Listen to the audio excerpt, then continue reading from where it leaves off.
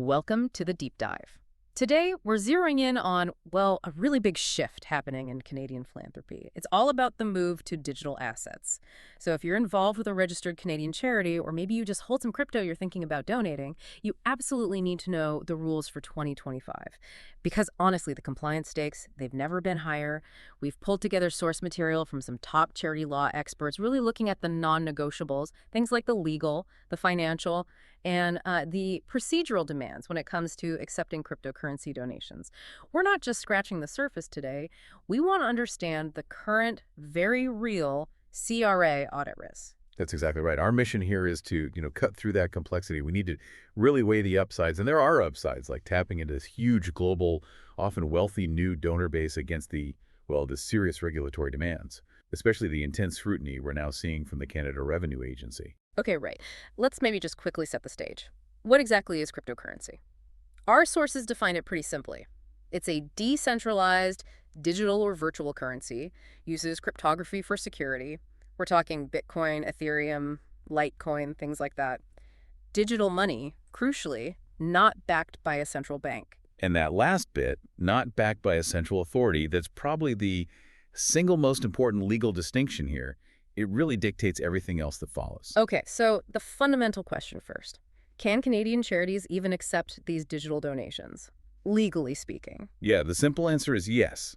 Legally, they can. Hmm? But, and this is the crucial rule that governs the whole operation, cryptocurrency is not legal tender in Canada. It's not cash. The CRA treats it very strictly as a commodity, or technically a gift in kind. Think of it like donating shares or maybe a piece of real estate. Right, not currency, but property. And that distinction, it changes everything, doesn't it? Especially when it comes to issuing donation receipts. It absolutely does. Because you can't issue a receipt for a commodity, for a gift in kind, unless you know its actual cash value. So to issue that official donation receipt, the crypto has to be converted immediately into Canadian dollars or another fiat currency right at the moment you receive it. The charity has to calculate the fair market value, the FMV, at that precise instant. You can't wait, like not even an hour. Nope, not even an hour, let alone a day. Think about the volatility. The clock starts ticking the very second that digital asset hits the charity's wallet. That FMV needs to be locked in right then. Okay, wow. So immediate conversion is key for receipting. What about the tax implications for the charity itself? Good question. Since it's treated as property, as a commodity, if the charity decides for some reason to hold on to the crypto instead of converting it right away, well, they establish a cost basis, that's the FMV when they received it. If the crypto then goes up in value and they sell it later. Capital gains. Exactly. That appreciation, that increase in value, is treated as a capital gain. And the charity might actually owe tax on it, which is precisely why immediate conversion isn't just about managing the volatility risk. It's often the simplest and safest route to avoid potentially complex tax situations down the line. Makes sense. And beyond tax, there are other big regulatory hurdles, right? Accepting crypto isn't just a technical challenge. Oh, absolutely not. It's a major legal compliance issue. Yeah. Charities fall under the same strict financial rules as, say, banks when it comes to large or potentially suspicious transactions. This means you've got to comply with anti-money laundering, AML, and know your customer KYC regulations. KYC, right. Verifying the donor. Yes. For any significant donation, or maybe something that looks a bit unusual, you need a solid, verifiable process. You have to confirm who your donor is and be reasonably sure the funds aren't tied to illicit activities. You need to know who sent you that Bitcoin or Ether. Okay, so the legal and compliance side sounds intense. Let's pivot a bit. Why? Why are organizations still looking at this, given all the complexity and risk? Well, it really boils down to opportunity. A potentially massive generational opportunity. It opens the door to a huge new donor base. We're talking younger, tech-savvy individuals. And the data backs this up. Sources show the 20 to 24 age group, for instance, accounted for something like 21% of completed crypto transactions in the charitable sector in 2024. This isn't just a niche group anymore. It's a core part of the future donor landscape. And there's a tax angle for donors, too, isn't there? Something that actually encourages larger gifts. Yes, that's a big one.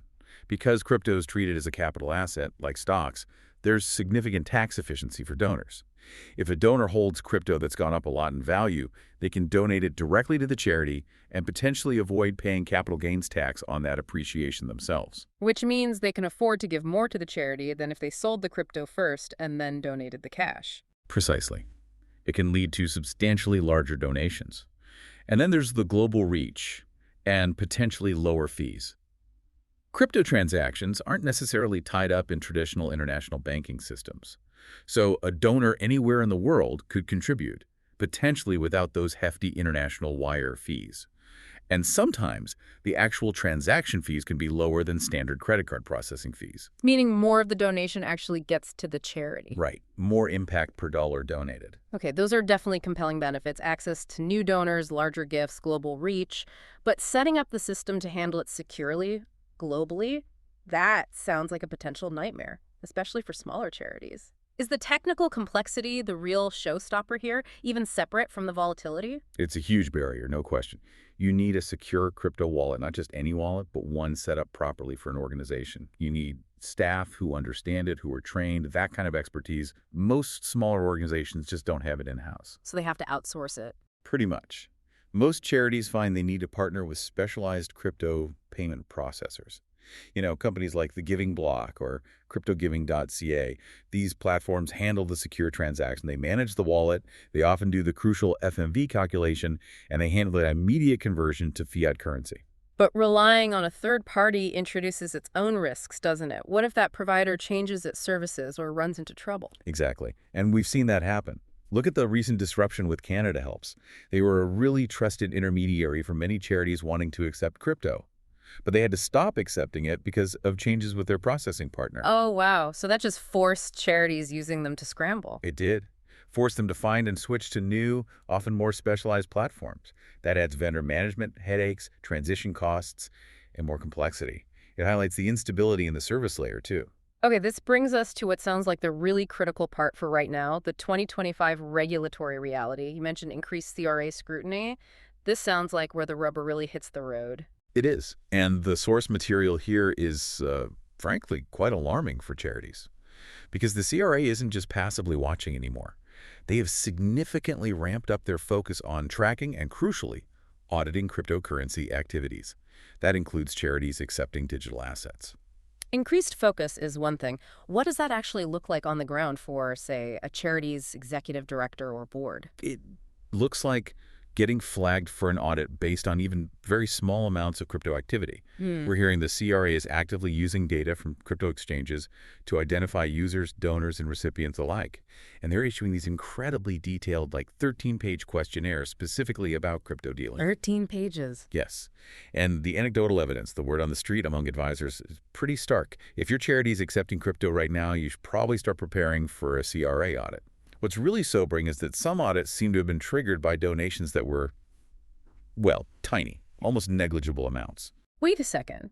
If one of the main benefits you mentioned is accessing potentially many new, younger donors who might give smaller amounts initially, and the audit risk gets triggered by those very same small, basic transactions, doesn't that kind of poison the well? Doesn't it make the whole thing potentially toxic for anyone but the really huge charities? That's the fundamental conflict charities are facing right now. You've hit the nail on the head.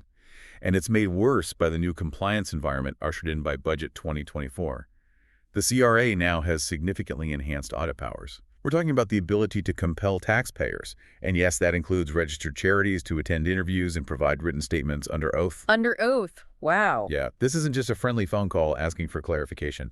It's a formal, highly technical, potentially adversarial process. You need to be prepared for that level of scrutiny. Which means your record keeping has to be absolutely perfect. Impeccable is the word. The record-keeping standards are now incredibly high. You have to document everything, matching the kind of detailed records required for any sophisticated crypto user. That means meticulous records of every single FMV calculation at the moment of donation, every step of the conversion transaction, including all the fees, and crucially, all that donor verification documentation, the KYC and AML stuff we talked about. You need the receipts, the transaction IDs, everything. Okay, so the risk side looks pretty daunting, especially the audit risk. But you can't just ignore the market trends either, can you? You really can't. Despite the risks, the growth is undeniable. Sources indicate over 42.3% of Canadians now own some form of crypto asset. Ethereum and Bitcoin lead in transaction volume. And globally, charities received over $2 billion in crypto donations last year. This isn't some fringe activity anymore. It's becoming an embedded part of the financial system for a whole generation. So you're caught between this huge growth opportunity and this, frankly, terrifying risk profile. Exactly. Which leads us to the very stark, practical strategy recommendations coming from the experts we consulted and the advice. It's almost entirely budget-driven at this point. For small charities, and the sources often define this as charities with under, say, $1 million in annual budget, the strong recommendation right now is caution. Yeah. Often, it's simply avoid accepting crypto altogether. Avoid it entirely, even under $1 million. Yes. The reasoning is that the potential cost and headache of the compliance burden, and especially the risk and potential cost of navigating a CRA audit, likely outweigh any benefit you'd get from the smaller crypto donations typical for that size of organization. The math just doesn't work out favorably in the current climate. $1 million feels like a very high bar. That excludes the vast majority of Canadian charities, doesn't it? What if a donor wants to give, say, $100,000 in Bitcoin? Still avoid it. Unfortunately, based on the current risk assessment from experts, yes, that $1 million threshold seems to be the realistic point where the potential benefit starts to potentially justify the compliance costs and risks. The consensus advice seems to be only really lean into accepting crypto if you have a donor wanting to give a truly significant amount. That $1 million figure is often used as a benchmark, and they specifically insist on giving it as crypto. So only if the donation is large enough to warrant bringing in top-tier legal and accounting help right from the start to manage that audit risk. That seems to be the practical reality right now. It's about having the resources to handle the scrutiny that will likely come. Okay, let's try to quickly recap this for everyone listening. The bottom line seems to be, yes, Canadian charities can legally accept crypto, but, and it's a huge but, it's treated as a commodity, a gift in kind. That means you must calculate the fair market value instantly and convert it immediately for receipting. The compliance burden, AML, KYC, record keeping, it's immense. And the current level of CRA scrutiny makes it a very high-risk game, especially for smaller operations that might struggle with audit costs. Absolutely. My final piece of advice, echoing the sources, is really non-negotiable. If your charity decides to go down this road, you must budget for and engage professional legal and accounting support specializing in this area right away. You need crystal clear internal policies, you need robust procedures, and those immediate conversion protocols. They have to be baked into your system, not just a suggestion. Institutionalized. So, wrapping this up, what does this complex picture mean for you, listening right now, and maybe for your organization's longer-term future? Here's a final thought to leave you with, something provocative, maybe. We know cryptocurrency is fast becoming a primary investment vehicle, especially for Gen Z. And we're standing right at the beginning of the great wealth transfer, where trillions of dollars are expected to move into the hands of younger generations, many of whom are heavily invested in crypto. So the really tough strategic question is this. Does the very real risk of facing a CRA audit over maybe a small crypto donation today outweigh the potential future risk of completely alienating a vital, growing, and potentially very wealthy donor demographic tomorrow? It really forces charities to think hard about whether accepting some short-term risk might be necessary for long-term relevance and survival. A difficult balancing act, for sure.